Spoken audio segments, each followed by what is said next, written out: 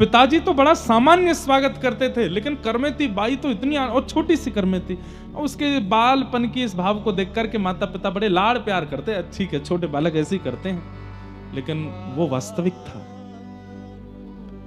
करमेती बड़ी होने लगी, खेल में मन नहीं, केवल पिताजी की कथा सुनती हैं पूरे दिन और बस रोती रहती हैं। पूछती हैं, पिताजी जिनकी आप कथा सुनाते हो ये कब मिलेंगे हमको? मिलेंगे बेटा, मिलेंगे एक दिन, ऐसा कह करके टाल देते। लगभग 10-11 वर्ष की आयु जब हो गई, बाल विवाह हो जाते थे बच्चों के, राजस्थान में तो विशेष रूप से। एक विवाह का प्रस्ताव आया, करमेती बाई ने अपने पिताजी को समझाया, पिताजी मुझे विवाह नहीं करना, मैं तो बस जीवन सर्वस्व ठाकुर जी पर न्योछावर करना चाहती हूं। बेटा ऐसा नहीं होता, क्या कहेंगे कुल के लोग, क्या कहेंगे, मर्यादा क्या कहां जाएगी, ये सब संसार के लोग क्या कहेंगे, बेटी घर में है, कन्यादान नहीं कर रहे, विवाह नहीं कर रहे उसका। पिताजी विवाह उसका कीजिए ना जो विवाह के बाद की क्रियाओं में योग्य हो, मैं बिल्कुल अयोग्य हूं। विवाह के बाद की जो क्रियाएं हैं, जो ससुराल पक्ष के लोग मुझसे उम्मीद करना चाहेंगे, वो उन सब में मैं निपुण नहीं हूं। क्या फायदा, आपको भी कष्ट होगा, उन लोगों को भी कष्ट होगा, मत करिए ना। यही सेम बात मीराबाई के चरित्र में आती। मीराबाई भी ऐसे समझाती अपनी मां को कि एक विवाहिता नारी का जो कर्तव्य होना चाहिए, सास के प्रति, ससुर के प्रति, ननद के प्रति, जेठ जेठानी के प्रति, पति के प्रति, ससुराल के प्रति, उसमें मैं बिल्कुल अयोग्य हूं मां, मेरा ब्याह मत करो। वही बात आज करमेती बाई समझा रही है, पिताजी मैं योग्य नहीं हूं, उनको कष्ट होगा। अरे बेटा, जब ब्याह होना होता है सब ऐसे ही बोलते हैं, और ब्याह होने के बाद सब सीख जाते हैं। माता पिता ने कुल मर्यादा, लोकलाज क्या कहेगा, इस सब के देखते हुए जबरदस्ती करमेती बाई का ब्याह कर दिया। ब्याह तो कर दिया, गौना नहीं हुआ। पति वापस चले गए ब्याह करके, अब गौना होगा जब थोड़े और बड़े हो जाएंगे। बाल विवाह ऐसा होता था पहले, बाल विवाह का विरोध किया गया, ठीक भी था। क्यों? बाल विवाह में क्या हो रहा था कि बाल्यकाल में दोनों का विवाह कर दिया, अयोग्य थे दोनों, जानकारी थी नहीं। गौना वही होता था 18, 19, 20 साल में जाकर के, और तब तक 2 प्रकार के कर्म होते थे, या तो लड़का को कोई और पसंद आ गया, यहाँ जो बहू थी उसको कोई और पसंद आ गया, या फिर कई बार दोनों में से किसी की मृत्यु हो जाती थी, या कुछ भी ऐसी घटनाएं होती थी। इसलिए बोलते थे कि भाई जब वो योग्य हो जाए तभी ब्याह करो, इसलिए बाल विवाह का विरोध। लेकिन प्राचीन काल में तो बहुत बाल विवाह हुए। गौना की प्रतीक्षा। अब करमेती बाई रोज सिंदूर लगाती हैं मां, छोटी सी हैं 12 वर्ष की, यहाँ तक चूड़ियां पहनाती हैं, साड़ी पहनाती हैं, पैरों में पाजेब पहनाती हैं। अब उनको तो वो श्रृंगार प्रिय लगता था कि इस श्रृंगार को करके मैं जब ठाकुर जी के सन्मुख जाती हूं तो ठाकुर जी प्रसन्न हो जाते हैं। पूछती थी मां ये किसके लिए? बोले ये पति के सौभाग्य के चिन्ह होते हैं, पत्नी को धारण करने चाहिए, उससे पति प्रसन्न भी रहता है और दीर्घायु भी होता है। वो तो प्रियतम को ही अपना सर्वस्व मान चुकी थी। सिंदूर लगाती, चूड़ी पहनती, सब श्रृंगार करती, पर दौड़ के जाती मंदिर में, ठाकुर जी से जाके पूछती कैसी लग रही हूं मैं, आज मेरा स्वरूप कैसा लग रहा है आपको? पिता कभी कभी चिंता करते, पत्नी से बोलते मुझे थोड़ा लगता है कि करमेती, बोले अरे उसका ब्याह हो गया है, कोई बात नहीं, अभी बालिका ही तो थोड़ी थोड़ी बड़ी हो जाए, गौना तक आ जाएगी बुद्धि उसमें। लेकिन मीराबाई तो सदैव तड़प रही हैं, मिलवे को मोहे चाब खनेरो, मिलवे को मोहे चाब खनेरो, कब मिल पीत सवेरा, गोविंद कब मिल पीत सवेरा, गोविंद कबहू मिले पिया मोरा, गोविंद कबहू मिले पिया मोरा, गोविंद कबहू। कहती हैं, बात करती हैं अपने ठाकुर जी से, कब मिलोगे आप मुझे, कब मुझे मिलोगे, मेरे ऊपर कृपा कब करोगे, कब तक ऐसे मूर्ति बने खड़े रहोगे, अब तो मेरी धीरे धीरे उम्र बढ़ती जा रही है, कब मिलोगे आप मुझे? बस यही कहकर के रोती रहती हैं। व्याकुल प्राण धरत नहीं धीरज, व्याकुल प्राण धरत नहीं धीरज, कब देखूं मुख तोरा गोविंद, कब देखूं मुख तोरा। मीराबाई का पद है, बहुत प्यारा पद है। मीराबाई के पद इतने अद्भुत हैं, अगर हमको कोई कह देना हम सालों साल मीरा चरित्र ही कहते रहे, इतना सुंदर है। मीराबाई की रचना लेखनी बताती है कि उनका प्रेम कैसा है, अद्भुत है।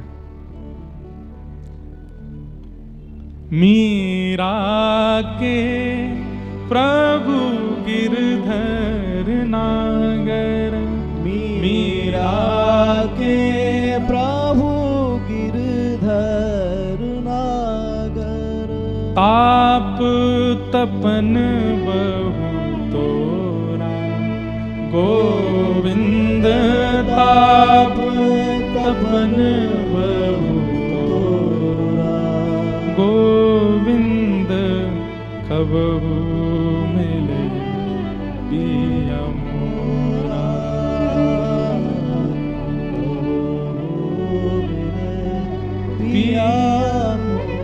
बंधुओं, हमें प्रेम हो जाता है ठाकुर जी से, हम चाहने लगते हैं ठाकुर जी को, पर ऐसा विरह नहीं मेरे को देखने में आया अभी तक कि बस व्याकुल हो गए हों ठाकुर जी के लिए। ऐसे नहीं हुए अभी हम स्वयं बहुत दिनों तक कथा करते रहते हैं, तो अब तो लाल जी सफर में नहीं रहते, साथ कथाओं में नहीं जाते, कुछ समय लाल जी की स्मृति तो होती है। जैसे अभी अयोध्या में कथा थी तो मैं सीधे जहां रुका था वहां पहुंचा, तो जाते ही नियम होता था लाल जी पहले पहुंच जाते हैं। लाल जी कांवेराज ने, तो जो पंडित जी सेवा करते वो भी भावुक हो गए, लाल जी तो नहीं आते अब कथा में।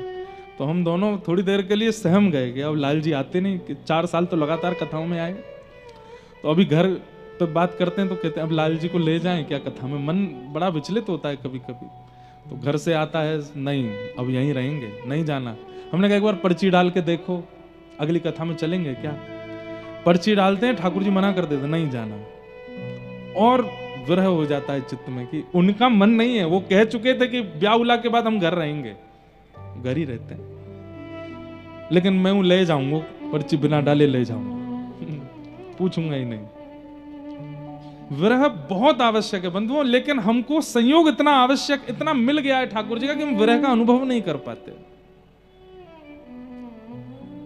ये जो अश्रु गिरते हैं ना प्रेम विरह में, कृष्ण विरह में, ये अश्रु नहीं है, हमारे चित्त में जितने भी दोष हैं ठाकुर जी से मिलने वाले, वो सब एक एक बिंदु करके निकलते हैं। जितने निकलेंगे उतने स्वच्छ हो जाएंगे हम, पर वो निकलते ही नहीं है, रह जाते हैं भीतर।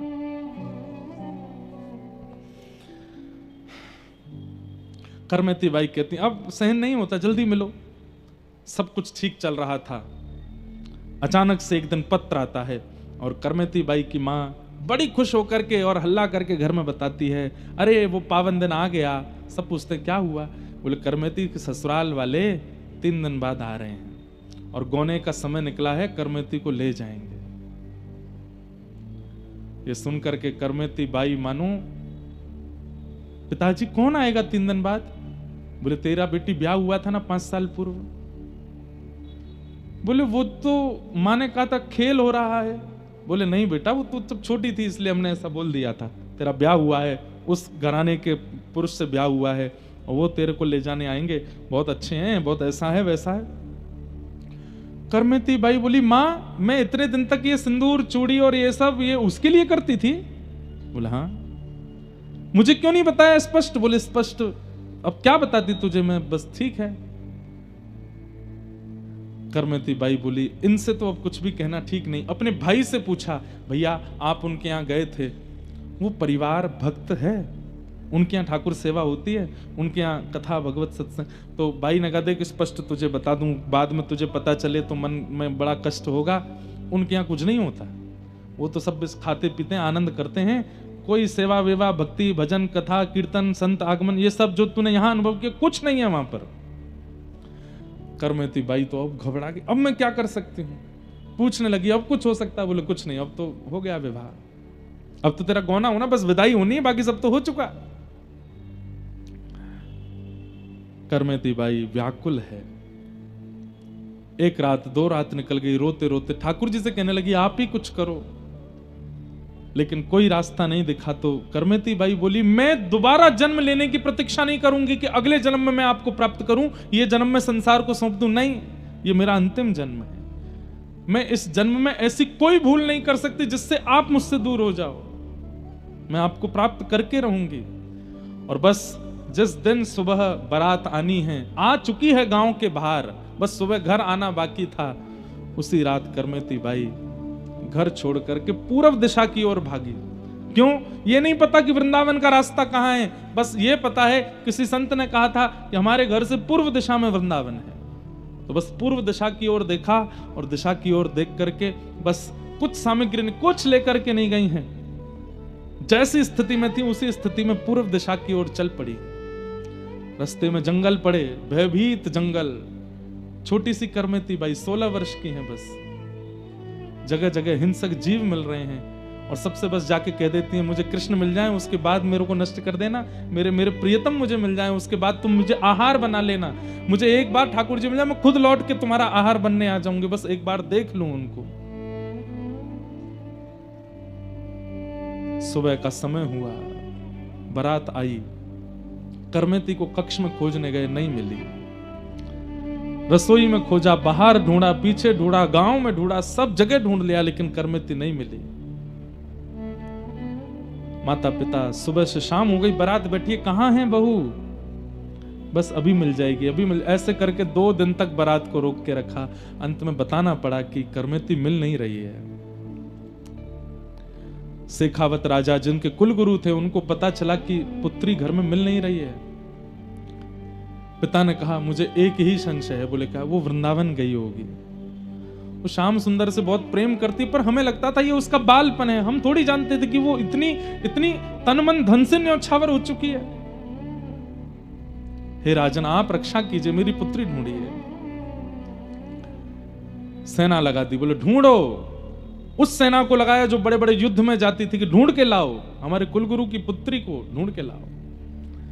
करमेती बाई भूखी प्यासी बस पूर्व दिशा की ओर, यही पता है पूर्व दिशा। उसमें नदी कभी आ जाती है तो बेचारी नदी पार करती हैं, कभी घने जंगल आ जाते हैं तो उसको पार करती हैं, कभी कुछ और पड़ता है, गांव पड़ते हैं तो छुप छुप के वहां से निकलती हैं। बस पूर्व दिशा नहीं छोड़नी, यहीं रहते हैं श्याम सुंदर, यहीं है वृंदावन। क्या समझ में आया अब तक की कथा सुन के? करमेती बाई को प्रेम हुआ ठाकुर जी से, ठाकुर जी को प्रेम हुआ है करमेती से। प्रेम तो मुझे भी है, आपको भी है, पर हम ऐसे व्याकुल नहीं होते। ऐसी व्याकुलता, ऐसी तत्परता, ऐसी निर्भयता और ऐसी लगन तो उसमें आती है जिसको ठाकुर जी प्रेम कर रहे हो।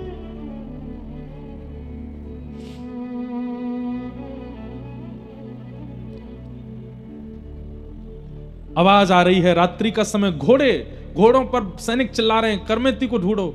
उसका ऐसा रूप रंग है, मां ने बताया था, लाल वस्त्र पहन करके है, गले में सोने के आभूषण पहने हैं आदि, ऐसा हल्ला मचा रहे थे सब जगह। करमेती बाई ने जैसे देखा ये मुझे अब ले जाएंगे पकड़ करके। रेगिस्तान था, वहीं पर एक 3 दिन पुराना ऊंट मरा पड़ा था। गीदड़ और कुछ हिंसक जीव उसके भीतर पेट के सब सामग्री खा चुके थे। भयंकर दुर्गंध आ रही थी उसमें से। करमेती बाई ने सोचा मैं कहीं भी छुपूंगी, ये सब ढूंढ लेंगे मुझे और मुझे वृंदावन नहीं जाने देंगे। एक ही उपाय है, ये विशाल ऊंट का कंकाल पड़ा है, इसके अंदर छुप जाती हूं। जब समीप गई तो ग्रंथ में लिखा है कि करमेती बाई को 2 बार बमन की इच्छा हुई, इतनी दुर्गंध थी कि सह नहीं पा रही हूं। 3 दिन से भूखी हैं, अन्न भी नहीं खाया, और जब उसके पास गई तो इतनी दुर्गंध थी कि वहां खड़ी नहीं हो पा रही थी। लेकिन मन में विचार करती हैं, संसार, अगर आज करमेती तूने इस दुर्गंध को नहीं सहा तो ये पकड़ के ले जाएंगे और जीवन के अंतिम श्वास तक संसार के विषय की दुर्गंध सूंघनी पड़ेगी। वो जीवन भर की विषय की दुर्गंध सूंघने से अच्छा है कुछ समय की इस ऊंट की दुर्गंध को सह ले करमेती, प्रियतम मिल जाएंगे। और करमेती बाई उस ऊंट के भीतर प्रवेश कर गई। बाहर से कंकाल और वैसा था, मक्खियां भिन बना रही थी, कोई पास भी नहीं आ सकता। और उसके भीतर करमेती बाई बैठी है, नेत्र बंद करके अपने प्रियतम का स्मरण कर रही है। बस कुछ देर और करमेती, कुछ देर और, फिर से सब चले जाएंगे, फिर हम चलेंगे ना वृंदावन। मानो जैसे अपने आप से ही बात कर रही है। सैनिक जन आसपास आए, मरे हुए ऊंट को देख करके मक्खियां भिन बना रही हैं। दुर्गंध के कारण सैनिक ही घबरा गए, मुंह बंद कर, अरे जल्दी निकलो यहां से, निकलो भैया, यहां कैसे रुक सकते हैं। और 2 दिन तक करमेती बाई उस ऊंट के कंकाल में ही रही भीतर। ये मानव रह सकता है? नहीं रह सकता। ठाकुर जी जिसको बुला रहे हैं वो रह लेगा, वो कैसी भी व्यवस्था में रह लेगा। 2 दिन बाद करमेती बाई के प्रसंग में आता है, जब वो वृंदावन गई और वहां जाकर के जब लोगों ने उनकी पता किए तो एक संत ने उनसे पूछा, हमने सुना करमेती जी आप ऊंट के कंकाल में रही थी। बोले हाँ। आपको दुर्गंध नहीं आई थी? बोले आई तो थी।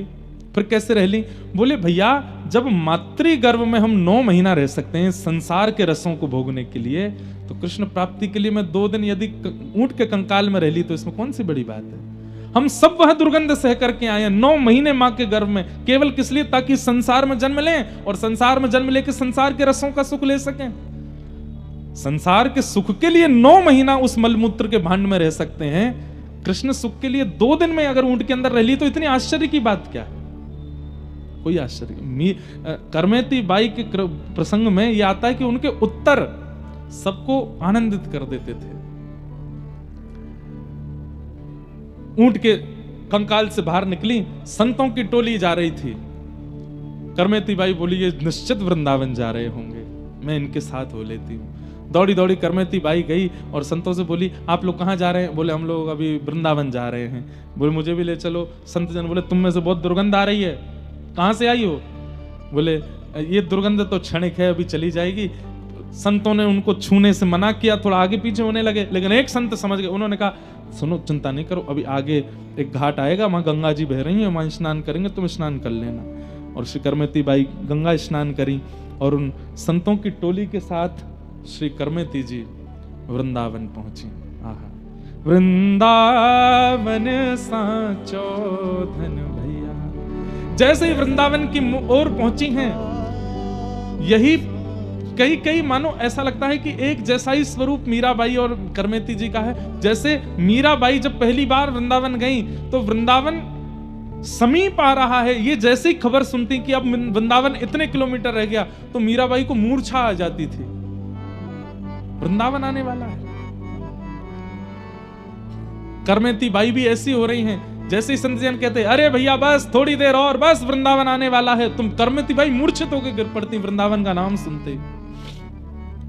होश में आती, संत जन कहते क्या हुआ? मेरे प्रियतम रहते हैं वहां पर। रूप स्वरूप श्रृंगार देख करके संतों को ऐसा लगता कि शायद ब्याह हुआ होगा वहां पर, अपने पति से मिलने के लिए जा रही है। लेकिन सोचते भी थे कि अकेली क्यों जा रही है, इसके साथ कोई है क्यों नहीं। बोले अब हमें क्या सोचना, चल रही है तो चलने दो। करमेती बाई वृंदावन पहुंची और जब वृंदावन पहुंची यमुना जी में स्नान किया, अपने वस्त्र अपने श्रृंगार जो कुछ भी था सब त्याग दिया। बंधुओं, सुनने में थोड़ी अटपटी बात है, पर श्री करमेती बाई जी केवल पत्र पहन करके रहती थी, पत्ते, वट के बड़े बड़े पत्तों को धारण करके रखती थी, कोई वस्त्र नहीं पहनती थी। यमुना जी का जल पीती थी और व्रजरज खा करके अपना पेट भरती थी। अरे भोरी सखी जी का हमने चरित्र सुना, वहां पर भी इतने हृदय में कंपन हो जाता है कि वो सेवा कुंज में बंदरों को डालने वाले चने, वो चने जब बंदर खा जाते उसके बाद जो चने की गुठली बच जाती उसको खा करके भोरी सखी रही वृंदावन में। श्री हमारे हित संप्रदाय के एक आचार्य भोलानाथ जी भोरी सखी चनों के छिलके खा करके रहते थे। उनके लिए हमको मन में ऐसा आ रहा था कि राम राम कैसे रहे होंगे, लेकिन आज करमेती बाई जी के चरित्र को देख के लगता है रज खा करके रहती हैं, व्रज रज खाती हैं, यमुना जल पीती हैं और पड़ी रहती हैं बस।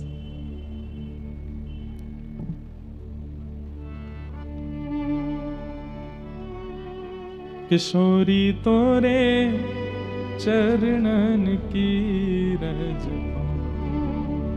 बैठी रहूं कुलजन के कोने, श्याम राधिका गाऊं, श्याम राधिका गाऊं, किशोरी तोरे चरणन की रज पाऊं, किशोरी तोरे चरणन की चारज को ब्रह्मादिक तरसत, चारज को ब्रह्मादिक तरसत, सूरज शीश चढ़ाऊं,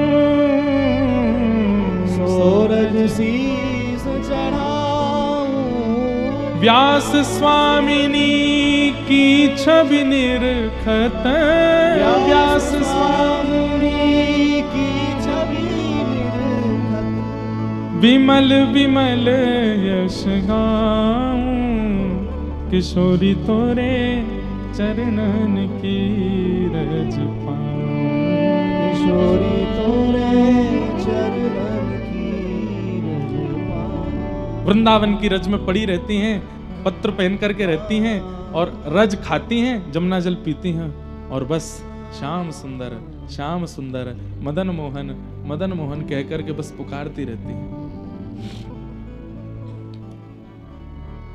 मंदिर में जाती हैं, दर्शन करती हैं। गोविंद देव जी तभी प्रकट हुए थे कुछ साल पहले ही। गोविंद देव, राधारमण आदि ये सब बस इनको शतक मात्र हुए होंगे, तभी उसी काल में पहुंची हैं। जाकर के मंदिर में दर्शन करती हैं, सेवा आदि के लिए पूछती हैं और वहां कुछ सेवा करती हैं। मंदिर में मार्जन आदि कर देती हैं, कभी यमुना तट पर जाकर के करती हैं। कोई प्रसाद दे दे तो पा लेती, नहीं तो रज ही पाती हैं, रज ही उनका भोजन है। मीराबाई कहती हैं, श्याम मने चाकर राखो जी, चाकर रहसूं बाग लगासूं, नित उठ दर्शन पासूं, वृंदावन री कुंज गलिन में हरि की लीला गासूं, श्याम मने चाकर राखो जी। हे थारी चाकरी में चूक कोनी, राखू मारा सावरिया, राखू मारा सावरिया, चाकर राखो जी।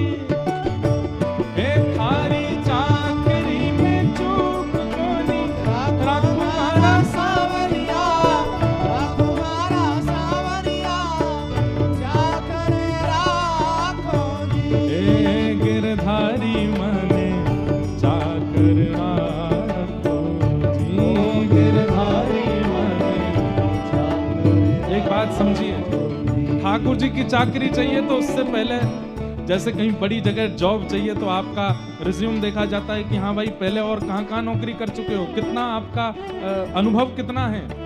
और अगर अनुभव अच्छा नहीं होता ना तो जॉब में अच्छी सैलरी नहीं मिलती।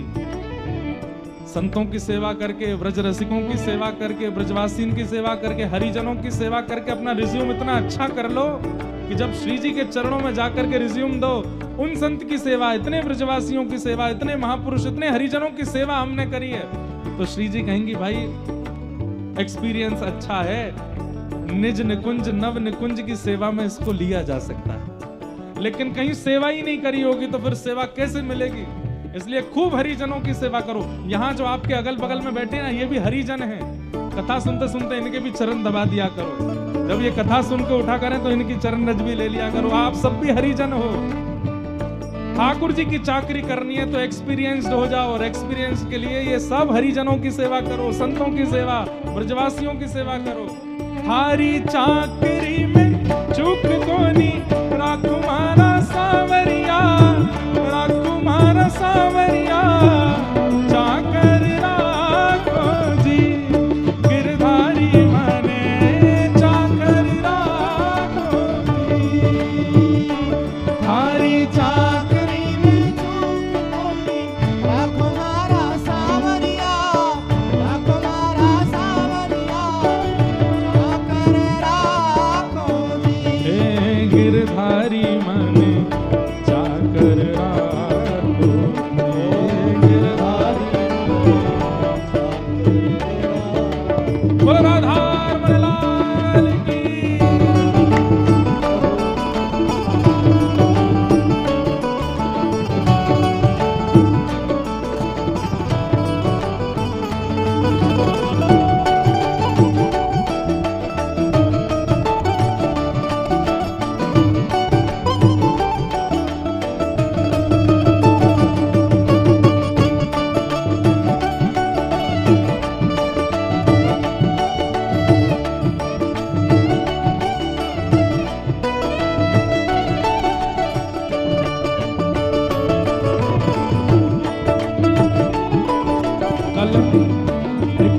ले लीजिए कि कल 10 अप्रैल को मतलब कल प्रातः 5:15 बजे प्रभाती नगर कीर्तन होगा। पूरे हांसी में नगर कीर्तन होगा और तीर्थ स्थान मंदिर श्री लक्ष्मण चौतरा से प्रारंभ होकर मुख्य मार्गों से श्री राधा नाम लेते हुए बेसहारा गौशाला बरसी गेट पर विश्राम होगा। श्री माधव बाबा जी के साथ सभी भक्त प्रेम से पधारें। कल सुबह भाव सेवा श्री साक्षी जी की होगी। आप सब लोग 5:15 बजे से नगर कीर्तन में सम्मिलित होइएगा और भुजा उठा के गाइएगा, हे थारी चाकरी में चूक कोनी राकुमार सावरिया, राकुमार सावरिया चाकर राखो जी, हे गिरधारी मन चाकर राखो जी। थारी चूक कोनी राकुमारा सावरिया, राकुमारा सावरिया चाकर राखो जी, गिरधारी माने चाकर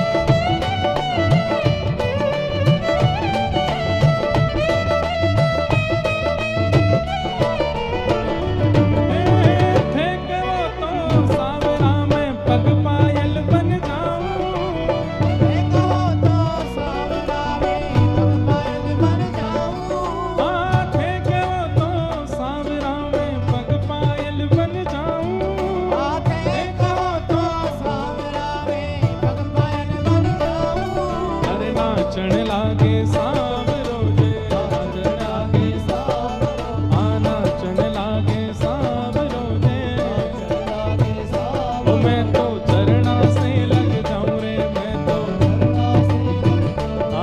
तो चरणा से लग जाऊं रे पूजा उठा के हे मोहन हे गिरधर हे मोहन आओ तो सही गिरधर आओ तो सही माधव रे मंदिर में मेरा भाई एक ही खड़ी मोहन आओ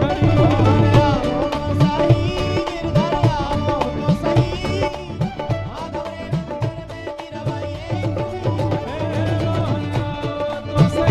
गिरधर आओ तो सही माधव रे मंदिर में मेरा भाई एक ही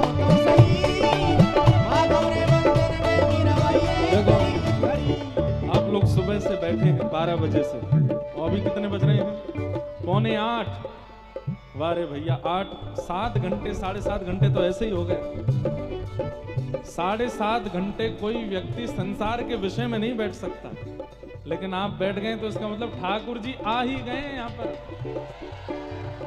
लेकिन ठाकुर जी अगर आ गए होते तो आप ऐसे नहीं गा रहे होते कम से कम 1.5 फीट उछल के गा रहे होते मोहन है गिरधर है मोहन आओ तो सही गिरधर आओ तो सही माधव रे मंदिर में मेरा भाई एक ही खड़ी मोहन आओ तो सही गिरधर आओ तो सही माधव रे मंदिर में मेरा भाई एक ही मोहन आओ तो सही गिरधर आओ तो सही माधव रे मंदिर में मेरा भाई एक ही खड़ी मोहन आओ तो सही गिरधर आओ तो सही माधव रे मंदिर में मेरा भाई एक ही मैं गिरधर की गिरधर मेरो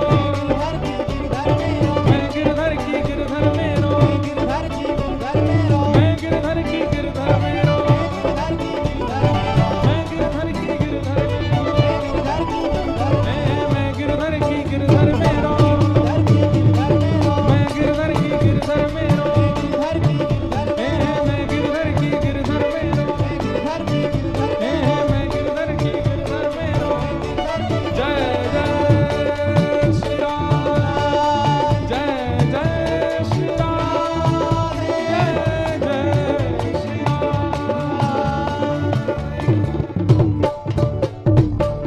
बैठ जाओ सब लोग 10 मिनट और बैठो पूरे 8 बजा के जाना हाँ बैठ जाओ श्री करमेती बाई वृंदावन आ गए और श्री वृंदावन में आकर के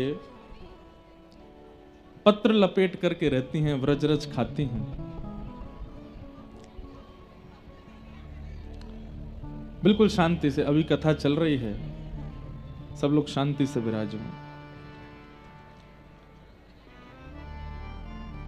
यहां पर सैनिक लौट करके वापस आ गए राजा को बताया कि हमें करमेती नहीं मिली पिता पुरुषोत्तम को पता है कि वो वृंदावन में ही हैं और कहीं हो ही नहीं सकती हैं गए वृंदावन अब उस समय चित्र तो होते नहीं थे कि दिखा के पूछ लें भाई इसको कहीं देखा केवल कद काठी बताते हैं रूप स्वरूप बताते हैं और गहने बताते हैं कि ऐसे गहने पहने हैं ऐसा ऐसे वस्त्र पहने हैं हाथों पर मेहंदी लगी है पैरों में महावर लगी है आपने मेरी बेटी को देखा पूरे मथुरा ब्रजमंडल के क्षेत्र में पूछ रहे थे सब जगह और जब सामने से उत्तर मिलता हमने तो नहीं देखा बहुत रोते एक जगह एक महापुरुष मिले उनसे पूछने लगे आपने मेरी बेटी को देखा ऐसी है वो इतनी उसकी कद है ऐसे लंबे बाल हैं ऐसा उसका वर्ण है और नेत्र थोड़े से ऐसे हैं मतलब वर्णन करते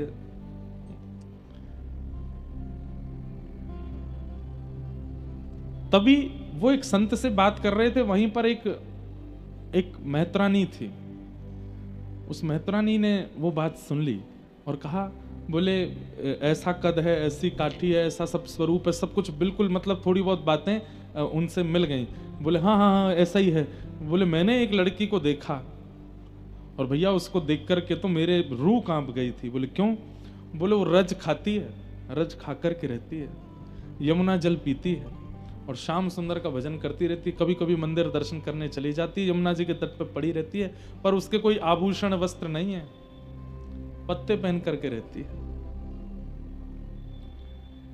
अब पुरुषोत्तम पिताजी कह रहे हैं कि ये मेरी बेटी ही है, लेकिन जब वो स्थिति बताते हैं कि रज खाती है, जल पीती, यमुना जल पीती है और पत्र पहन करके रहती है, तो मन में ये सोच रहे हैं हे विधाता ये मेरी बेटी ना हो, मैं देख नहीं पाऊंगा उसको ऐसे।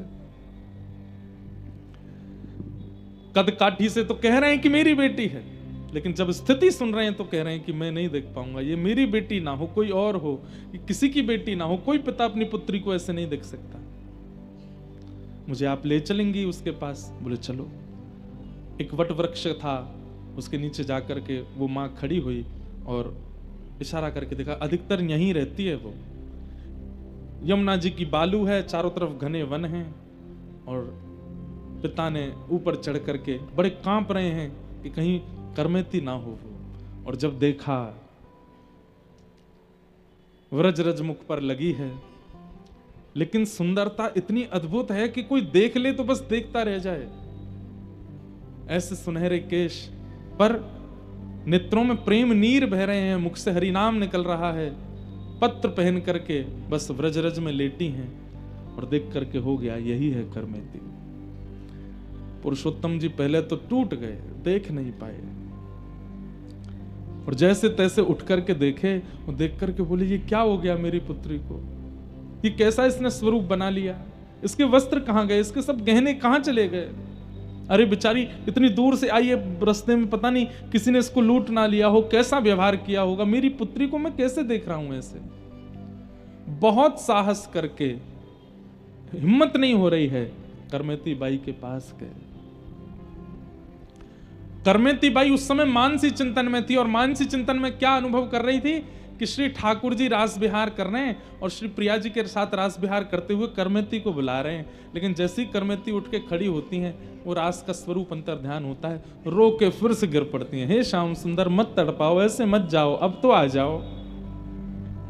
बंधुओं, ठाकुर जी कई बार आप चैतन्य चरितामृत सुनेंगे और भी कई कथाएं सुनेंगे तो आपके मन में एक प्रश्न उठ सकता है कि ठाकुर जी इतना विरह दे क्यों देते हैं। मैंने पहले ही इसका उत्तर दिया है कि अत्यंत विरह चित्त का मार्जन करता है, पवित्रीकरण होता है। जो व्यक्ति प्रेम करता है लेकिन प्रेम में कभी व्याकुल ना हुआ हो, उसका प्रेम पवित्र नहीं होगा। चाहे संसार में घटा लीजिए इस बात को, वैसे संसार में प्रेम होता नहीं, प्यार होता है, पर संसार में भी यदि किसी के प्रति प्रीति है और उस व्यक्ति के प्रति व्याकुलता नहीं है, कभी उस व्यक्ति की याद में स्मृति में रुदन नहीं हुआ है, या उसके दर्शन की इच्छा में कभी व्याकुलता नहीं है, तो प्रेम पवित्र नहीं है। आप बड़ी सहजता से उसे जाने देते हो, या बड़ी सहजता से उससे दूर रह लेते हो, या बड़ी सहजता से आप निर्वहन कर लेते हो, तो आप प्रेमी नहीं हो। प्रेमी तो व्याकुल हो जाता है, बिन जल मछली जैसे तड़पती है वैसी स्थिति हो जाती है। और जब वह प्रेम ठाकुर जी के साथ हो तो वो स्वतंत्र स्वच्छंद प्रेम होता है, तो उसमें जब तक व्याकुलता नहीं होती ठाकुर जी मिलते नहीं है, क्योंकि व्याकुल व्यक्ति का यह स्वरूप है कि वो पवित्र है। व्याकुल नहीं है इसका मतलब वो मन और भी जगह लगा सकता है, इसलिए वो व्याकुल नहीं है। लेकिन व्याकुल चित्त तो एक ही जगह का रहता है, इसलिए ठाकुर जी और व्याकुलता देते हैं ताकि इसका चित्त में थोड़ा बहुत भी अगर संसार हो तो वो भी पवित्र हो जाए। इसका प्रमाण रास पंचाध्याय, जब गोपियों को ठाकुर जी नहीं मिले, गोपी गीत गाया, और गोपी गीत गाने के बाद में जब व्याकुल स्थिति में गोपियां रुर्दु स्वस्वरम राजन कृष्ण दर्शन लाल सा विकल होकर के रोने लगी, गोपियां अत्यंत व्याकुल हो गईं, तब ताशाम आविर्भूत सौरी स्मयमाय मुखाम्बुज पीतांबर धरश रघवी साक्षान मनमत ठाकुर जी प्रकट हो गए। इसका मतलब क्या है? व्याकुलता नेत्रों का नीर, मैंने पहले भी कहा, जितने बूंद गिर रही हैं नेत्रों से समझो उतने दोष निकल रहे हैं। कृष्ण विरह में यदि रो रहे हो तो, संसारी विषय में नहीं, कृष्ण विरह में, वृंदावन की याद में, अपने सदगुरु की याद में, ठाकुर जी की स्मृति में, श्री जी की स्मृति में रुदन चित्त का मार्जन कर रहा है, पवित्रीकरण कर रहा है। इसलिए ठाकुर जी कभी कभी अति विरह भी इसलिए दे देते हैं तो थोड़ा बहुत भी और जो विषय रह गया वो भी निकल जाए चित्त से। लेकिन उसी समय पिता आ गए और रोती बिलखती करमती बाई बस रो रही थी। श्याम सुंदर कहाँ चले गए? पिता ने बड़े धीमे से करमती जी का स्पर्श किया। स्पर्श करते ही वो भाव साम्राज्य टूट गया। नेत्र खुले, सामने पिता को देखा। अब देखो कैसी विपरीतता। ठाकुर जी की याद में रो रो के बेहाल हैं, लेकिन पिता को देख करके नहीं रोए करमती बाई। पिता टूट के गिर पड़े सामने। करमती, मेरी लाली, मेरी पुत्री, मेरी बेटी, ये तेरी कैसी स्थिति हो गई? ये क्या कर रखा है तूने?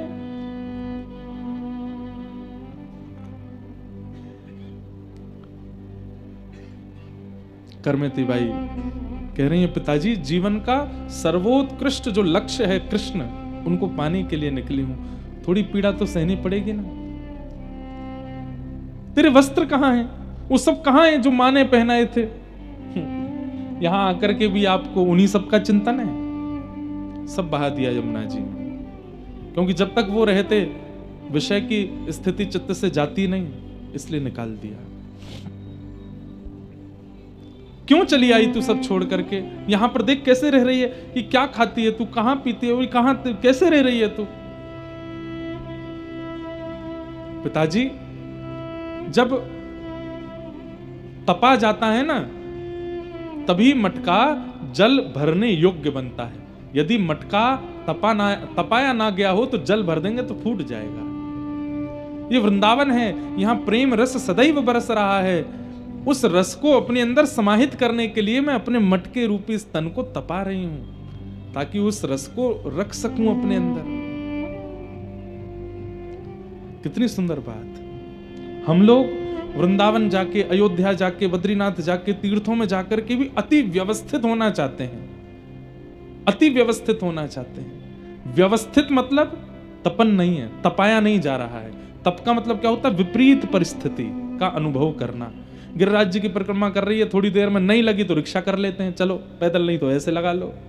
नहीं, तपाइए अपने आप को। नहीं लग रही है तो बैठ जाओ, थोड़ी देर आराम करके लगाओ, लेकिन लगाओ पैदल ही। दंडवती कर रहे हो तो दंडवती लगाइए, उसमें ये नहीं कि थोड़ी कम हो जाए, थोड़ी ज्यादा हो जाए, मेरी 2-4 किलोमीटर कोई और कर देता तो कितना अच्छा रहता ना।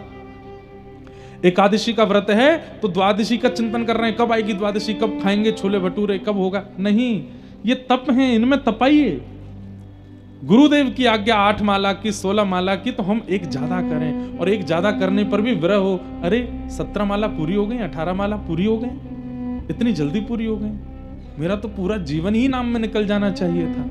ऐसा तप ही इस शरीर को तपाता है। और तपाकर जब मटका तपता है, उसमें पानी डाला जाए तो भर जाता है, संचित हो जाता है। करमती बाई कितना अच्छा ज्ञान दे रही हैं। वृंदावन में प्रेम रस बरस रहा है पिताजी, उसको धारण करने की सामर्थ्य हर मटके में नहीं होती। कच्चे मटके उस रस को बहा देते हैं। मैं तपा रही हूं ताकि इतनी निष्ठुर हो जाऊं कि वो रस जब मुझ में आवे तो वो संभल सके। मुझे नहीं समझ आता तू क्या बोलती है, ये कैसी भाषा बोल रही है? करमती, मुझे बस एक बात का उत्तर दे। बोले क्या? तुझे एक बार भी ये नहीं लगा कि मैंने अपने पिता की नाक कटवा दी, अपनी मां की कैसी बेइज्जती पूरे नगर में करा दी, बारात घर पर थी और तू भाग गई वृंदावन? करमती बाई बोलती है, मेरी भाषा आपको समझ में नहीं आती पिताजी, फिर प्रश्न क्यों कर रहे हो? नहीं, इसका उत्तर दे मुझे। करमती बाई कहती है, मैंने आप ही की कथा में सुना था, आंखों का साफल्य, नाक का साफल्य, कान का साफल्य, सर्वांगीण देह का साफल्य तब है जब वह कृष्ण में है। यदि कृष्ण युक्त नहीं है तो हमारे देह का कोई साफल्य नहीं है। इससे यह बात सिद्ध होती है पिताजी, जो भजन करते हैं ना, नाक उन्हीं की होती है, और जो भजन नहीं करते उनके नाक नहीं होती। तो जिनके नाक नहीं है वो कितनी भी कटे, क्या बुराई? आपने ठाकुर जी को उद्देश्य नहीं माना, माने ठाकुर जी को उद्देश्य नहीं माना। आप भेज रहे थे मुझे उस परिवार में जिस घर में ठाकुर जी का भोग तक नहीं लगाया जाता। आपकी तो नाक पहले ही नहीं है। हाँ, मैं अगर वहां गौना करके चली जाती तो मेरी नाक कट जाती, क्योंकि मेरी नाक थी।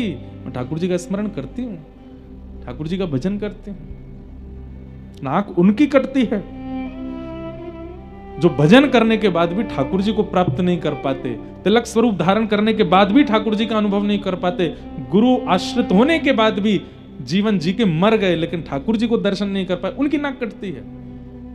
जो देह प्राप्त करके, तिलक धारण करके, शिखा धारण करके, सूत्र धारण करके, तुलसी धारण करके, गुरुदेव को धारण करके, वृंदावन से संबंध बना करके मृत्यु से पहले पहले ठाकुर जी का अनुभव कर लेते हैं, उनकी नाक बचती है पिताजी। जो जीवन जी के केवल अपना देह अंत कर देते हैं, नहीं दर्शन कर पाते ठाकुर जी का, उनकी नाक कटती है। कितना बड़ा एक प्रकार से एक हम सब भक्तों के लिए कितनी चिंताजनक बात कह दी करमेती भाई ने। मैं तिलक लगाता हूं, कंठी पहनता हूं, कथा करता हूं, धोती पहनता हूं, शिखा रखता हूं, यदि मृत्यु से पहले भगवत अनुभव नहीं हुआ तो मेरा धिक्कार है। मेरा तिलक लगाना, मेरा स्वरूप धारण करना, ये सब केवल श्रम हो जाएगा। करमेती बाई कहती मैं उसमें पीछे नहीं रह सकती पिताजी, मुझे अनुभव करना है। अंत में टूट गए पिताजी, भावुक होकर के बोले हमें तेरी याद आएगी तो हम कहां जाएंगे ये बता। बोले मैं तो शरीर हूं पिताजी, आज नहीं तो कल। और वैसे भी आप तो मुझे विदा ही कर रहे थे ना, ये सोच लीजिए ना कि उस व्यक्ति की जगह श्याम सुंदर के साथ मुझे विदा कर दिया। वृंदावन मेरा ससुराल है, यहां मैं रहूंगी।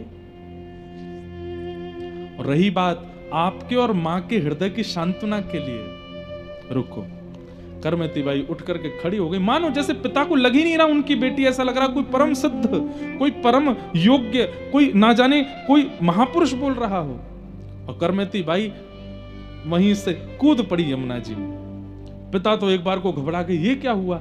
लेकिन थोड़ी देर में करमेती बाई निकली और अपनी कंठ से लगा करके एक बिहारी जी की सुंदर मूर्ति लेकर के श्री यमुना जी से प्रकट हुई और अपने पिता को प्रदान किया। चारों भैयाओं का ब्याह हो गया, मैं वृंदावन आ गई। आप और मैया इनकी सेवा करना और इनकी सेवा करके अपना जीवन सफल बना लेना पिताजी। और मेरी एक प्रार्थना, क्या अब वृंदावन दर्शन करने आइएगा, मुझसे मिलने नहीं।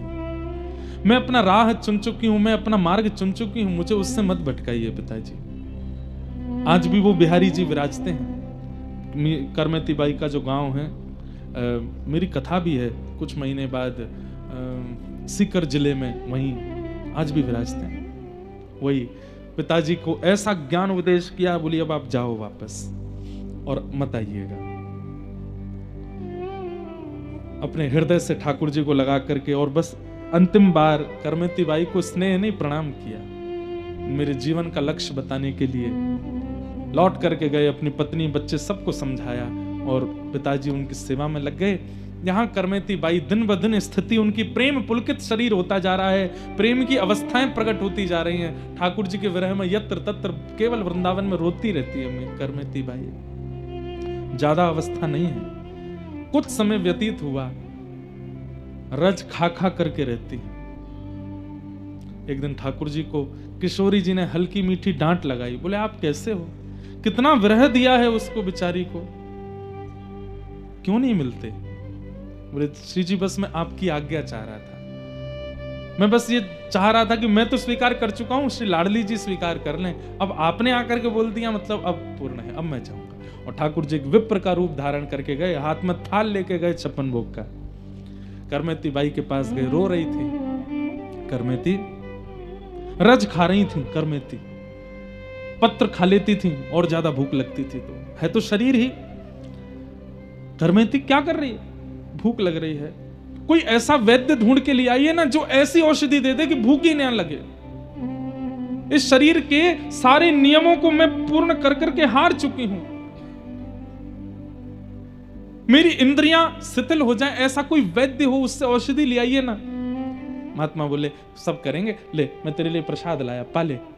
आज जब से आई हैं 2-3 वर्ष तो हो गए, करमेती बाई आज पहली बार उन्होंने अन्न की सामग्री देखी। कभी कभी मंदिर में प्रसाद मिलता था तो पा लेती थी।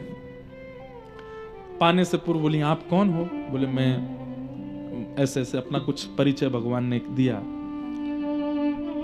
एक बात बोलिए ना, क्या इसको पाने के बाद मेरी भूख विश्राम हो जाएगी, बोले हाँ हो जाएगी। करमेती बाई पा रही हैं, पाते पाते पेट भर रहा है, सब स्थितियां उचित होती जा रही हैं। ठाकुर जी बोले अब पा लिया, बोले हाँ देखो तुम लाली हो ना, ऐसे अंग पर बिना वस्त्र के नहीं रहते, लो ये चुनरी है श्री जी की, ये ओढ़ो। चुनरी उड़ा दी, चुनरी उड़ा के पहना दी। करमेती बाई मन में सोच रही मैं आपको मना क्यों नहीं कर रही हूं, मैं तो ये सब नहीं करती, पर आपसे मेरी मना क्यों नहीं हो रही है। बोले ठाकुर जी के प्रसाद है ना इसलिए नहीं हो रही है। ले श्री जी को ये आंखन को काजर है, आंखन में लगा, मतलब धीरे धीरे ठाकुर जी ने सब श्रृंगार प्रदान कर दिए, बस ये बता के कि ठाकुर जी के प्रसाद है, प्रसाद है, प्रसाद है। और अंत तो गत्वा श्री करमेती बाई को एक सहचरी रूप प्रदान किया। करमेती बाई खड़ी हो गई, सब श्रृंगार स्वीकार करने के बाद बोली, मैंने एक बार भी आपको मना नहीं किया, मुझसे मैं चाह तो रही हूं कि मैं आपको रोकूं, पर मैं रोक क्यों नहीं पा रही हूं। ठाकुर जी बोले नेत्र बंद करो, नेत्र बंद की, बोला खोलो। जैसे ही खोल करके देखा, आहा, मुरली मनोहर श्याम सुंदर प्रकट हो गए। श्री करमेती बाई के नेत्र सजल हो गए, आप मेरे श्याम सुंदर हैं। बोले जी चलो, प्रिया जी बुला रही हैं निकुंज में। और बस हाथ पकड़ करके ले गए सघन वन में, और जाते जाते श्री करमेती बाई अंतर ध्यान हो गई, ठाकुर जी के साथ नित्य लीला में प्रविष्ट हो गई। बोलो भक्तवत्सल भगवान की, श्री करमेती बाई की। ऐसा श्री करमेती बाई जी का पावन चरित्र, उसको हम बार-बार प्रणाम करते हैं।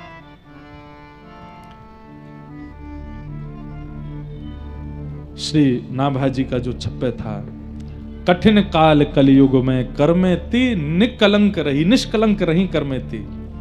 कोई कलंक क्या है भक्त के जीवन में कि ठाकुर जी की तरफ जाते जाते रुक के यू टर्न ले लेना, ये कलंक है एक भक्त के जीवन का। एक बार चल दिया है तो चल, फिर रुक मत, वापस मत आ, निकल जा आगे। ये करमेती बाई से हमने से वो यू टर्न लिया ही नहीं, हम लोग ले लेते हैं, जरा सा हमको संसार बहला फुसला लेता, तुरंत वापस लौट जाते हैं। नहीं, चले हो अगर इस पथ पर तो रुको मत, चलते रहो, निकलते रहो, ठाकुर जी मिलेंगे। निष्कलंक रही नश्वर पति रति त्याग, कृष्ण पद सो रति जोरी, सबई जगत की फांस तर की तिनु काज्यों तोरी, निर्मल कुल कंथ्या धन्य परसाज ही जाई, विदित वृंदावन वास संत मुख करत बड़ाई, संसार स्वाद सुख बात करी फेर नहीं, तिन तन चाही, कठिन काल कलयुग में करमेती निकलंक रही। बोलो करमेती बाई की जय। ऐसी करमेती बाई ठाकुर जी को प्राप्त हुई, उन्हें प्रणाम करते हैं। कल पुनः मिलेंगे बंधुओं, सब लोग बड़े प्रेम और भाव से कीर्तन करते हुए आज के मंगल। कल सुबह आप लोग प्रभात फेरी में जरूर जाइएगा, खूब आनंद कीजिएगा। गोविंद गोविंद गाइए रे भजो, राधे गोपाल कृष्ण गाइए।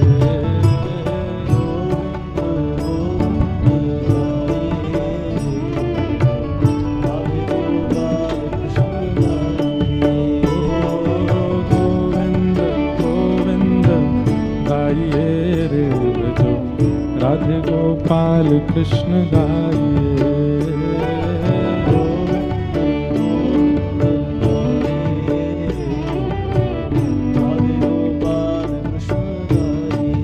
ओ गिरधारी गिरधारी गाइए रे भजो, राधे गोपाल कृष्ण